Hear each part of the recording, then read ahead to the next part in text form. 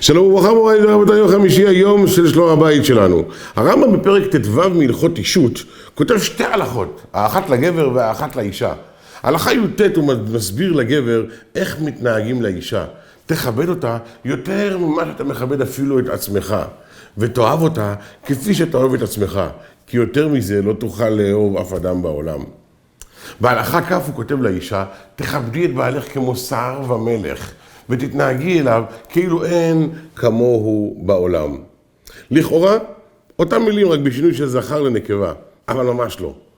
מסביר לך הרמב"ם שאישה לעולם לא יכולה לאהוב ולהעריך ולפרגן ולשבח ולעשות טוב לבעלה לפני שהיא מבינה מה בעלה מחפש. כי אם אישה תתנהג לבעלה כפי שהיא הייתה רוצה שיתנהגו אליה, הרי שהבעל יסבול מכך, בדיוק כפי שאם בעל יתנהג לאשתו כפי שהיה רוצה שיתנהגו אליו, הרי שהאישה תסבול.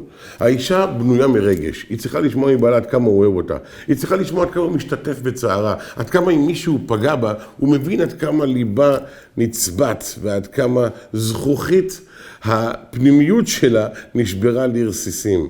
הגבר לעומת זאת לא מוכן לשמוע את מילות הרחמנות הללו. להפך, הוא רוצה לשמוע מאשתו עד כמה אין כמוהו בעולם, עד כמה הוא חזק, עד כמה ודאי הוא מתגבר על כך, ועד כמה הוא יכל להחזיר לו אותו אחד שפגע בו, אבל לא עשה לו את זה, אך ורק בגלל שהוא גדול וחזק.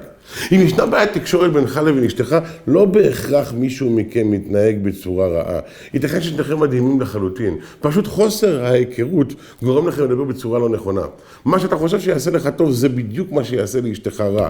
בדיוק כפי שמה שאת חושבת שיעשה לך טוב זה בדיוק, אבל בדיוק מה שיעשה לבעלך רע.